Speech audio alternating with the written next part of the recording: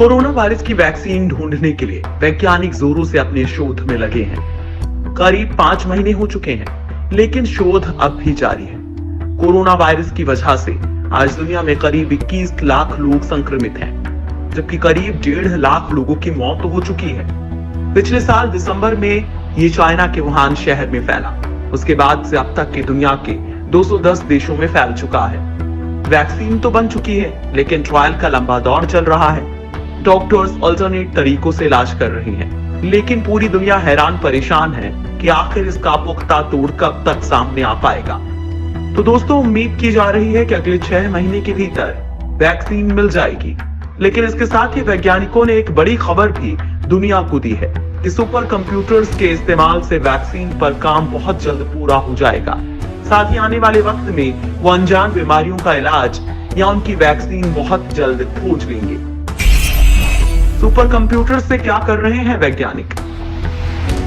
Corona का इलाज खोजने की हर संभव कोशिश की जा रही है, लेकिन फिलहाल कामयाबी हाथ लगती नहीं दिख रही है। विश्व स्वास्थ्य संगठन का कहना है कि दुनिया भर के वैज्ञानिक करीब 70 टीकों पर काम कर रहे हैं, जिनमें से 3 क्लिनिकल स्टेज में हैं और बाकी 67 प्री क्लिनिकल स्टेज में हैं। तमाम प्रयास जारी हैं और इस काम में वक्त बचाने के लिए डॉक्टर और वैज्ञानिक सुपर कंप्यूटर का सहारा ले रहे हैं। इन कंप्यूटर्स के जरिए वैज्ञानिक ये समझने की कोशिश कर रहे हैं कि कोरोना वायरस का कम्युनिटी ट्रांसमिशन कैसे हो रहा है, इंसान के शरीर को कोरोना कैसे प्रभावित कर रहा है और इस बीमारी का संभावित इलाज और दवा क्या हो सकती है। डॉक्टर इन कंप्यूटर्स के रिजल्ट को बेहद उम्मीद के साथ देख रहे हैं, क्योंकि इन्हीं सुपर कंप्यूटर्स ने जीका और इबोला जैसी महामारी से लड़ने में डॉक्टर्स की मदद की थी। एक आम कंप्यूटर के मुकाबले सुपर कंप्यूटर महीनों का काम सेकंड्स में कर देते हैं। इसके अलावा डॉक्टर अपने हाथ से जिस रिसर्च को करने में 1 साल लगा देते हैं, उसे एक कंप्यूटर मिनट्स में कर देते हैं, क्योंकि इनकी प्रोसेसिंग पावर बहुत ज्यादा होती है।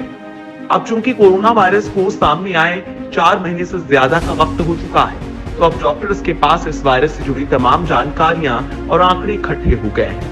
सुपर कंप्यूटर को इन तमाम आंकड़ों के विश्लेषण में लगाया गया है। फिलहाल मौजूद जिन दवाइयों के जरिए कोरोना से संक्रमित मरीज का इलाज किया जा रहा है, सुपर कंप्यूटर उन दवाइयों के कंपाउंड का अध्ययन कर रही है। जानकारी के मुताबिक कोरोना वायरस की सतह पर नुकीलापन है, जिसके जरिए वो इंसान की कोशिकाओं को भेद कर शरीर में घुस जा रहा है। सुपर कंप्यूटर कुछ ऐसे एंटीवायरल ड्रग्स की तलाश में लगे हैं, जिनके जरिए कोरोना वायरस के नुकीलेपन को खत्म किया जा सके, जिससे कि वो शरीर में दाखिल ही ना हो सके। अमेरिका में सुपर कंप्यूटर को मिली सफलता। अमेरिका में इस काम में लगे सुपर कंप्यूटर्स को सफलता भी मिली है। कंप्यूटर्स को दवाओं के करीब 8000 कंपाउंड और 77 ऐसे मॉलिक्यूल्स या कण मिले हैं जो वायरस के खिलाफ काम कर सकते हैं। अब कंप्यूटर्स इन कंपाउंड और मॉलिक्यूल्स की लिस्ट को और छोटा करने की कोशिश कर रही हैं, ताकि उन कंपाउंड्स और मॉलिक्यूल्स की लिस्ट बनाई जा सके जो कोरोना वायरस को शरीर में घुसने से रोक सके। इसके अलावा ये कंप्यूटर्स कोरोना वायरस के प्रोटीन संरचना का भी अध्ययन कर रहे हैं, ताकि इसकी वैक्सीन बनाई जा सके, जिससे कि इंसानों के शरीर में इसकी प्रतिरोधक क्षमता विकसित की जा सके। दुनिया भर में हो रहा सुपर कंप्यूटर्स का इस्तेमाल। दुनिया के कई देश और खास तौर पर अमेरिका में इस कंप्यूटर का इस्तेमाल बड़े पैमाने पर किया जा रहा है। IBM, गूगल और अमेज़न जैसी कंपनियों के अलावा रिसर्च इंस्टीट्यूट और यूनिवर्सिटीज जैसे MIT और कॉर्नी मेलन, सरकारी लैब और नासा जैसी संस्था के साथ सुपर कंप्यूटर को लेकर कोविड-19 का इलाज खोजने में जुटे हुए हैं। जापान ने अपने देश के सबसे बेहतरीन सुपर कंप्यूटर फुगाकू को इस काम में लगा रखा है। फुगाकू कंप्यूटर की नेक्स्ट जनरेशन है और अब तक दुनिया का सबसे तेज कैलकुलेशन करने वाला सुपर कंप्यूटर है। वहीं चाइना में आर्टिफिशियल इंटेलिजेंस के लिए इस्तेमाल होने वाले सुपर कंप्यूटर 3A1 को भी कोविड-19 के मरीजों की चेस्ट को स्कैन करने के लिए लगाया गया है। भारत में centre for development of advance computing, national institute of virology, IIT, Indian institute of science education and research, council of scientific and industrial research और डिपार्टमेंट ऑफ बायोटेक्नोलॉजी के साथ मिलकर कोरोना का इलाज खोजने में जुटे हैं। IIT दिल्ली ने कोविड-19 पर रिसर्च के लिए सुपर कंप्यूटर उपलब्ध कराने का फैसला किया है। इसमें सरकारी और निजी शैक्षणिक संस्थानों के साथ साथ निजी कंपनियां भी शामिल होंगी। जो IIT दिल्ली के सुपर कंप्यूटर का उपयोग करके कोरोना वायरस पर रिसर्च कर सकेंगे।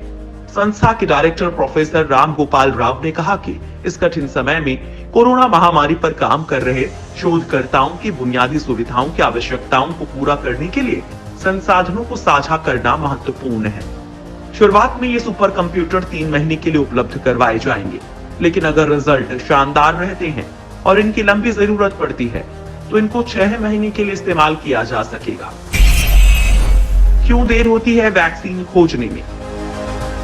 जब इस वायरस की वजह से कोविड-19 बीमारी दुनिया में फैलना शुरू हुई ही थी, तभी वैज्ञानिकों ने कह दिया था कि इस वैक्सीन को खोजने में कम से कम 1.5 साल का वक्त लगेगा।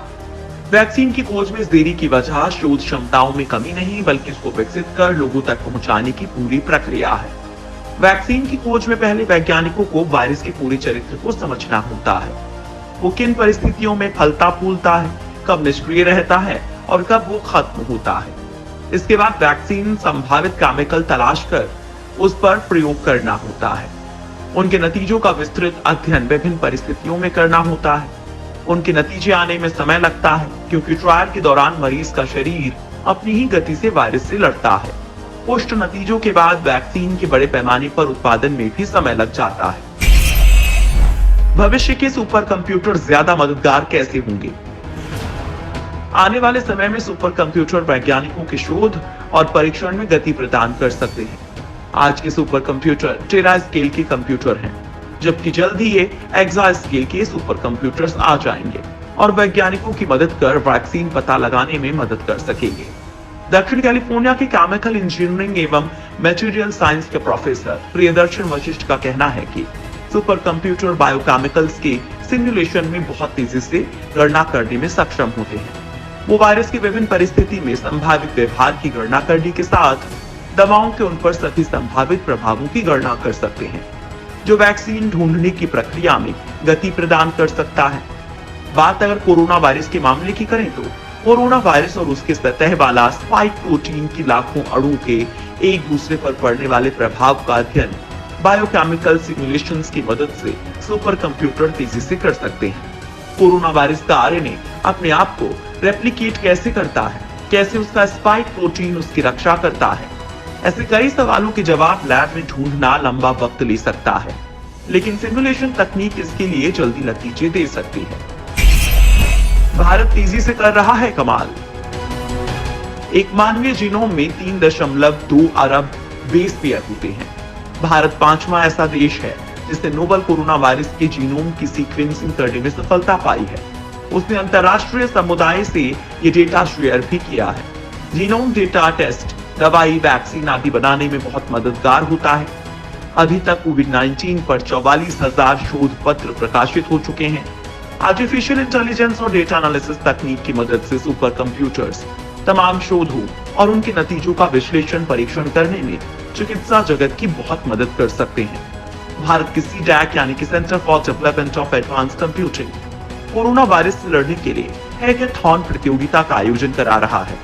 CDAC का कहना है कि इससे शोधकर्ताओं को कोविड-19 संबंधित समाधानों के बारे में जानने में मदद मिलेगी, जिसमें इसकी दवा की खोज भी शामिल है। आज के सुपर कंप्यूटर्स एक दशक पहले की तुलना में 100 गुना तेज हैं, लेकिन अगले साल ये सुपर कंप्यूटर्स एक्सा स्केल स्तर के हो जाएंगे, जो आज के सुपर कंप्यूटर्स से 100 गुना तेज होंगे। इसलिए उम्मीद की जा रही है कि भविष्य में वैक्सीन खोजना इतना लंबा काम नहीं होगा।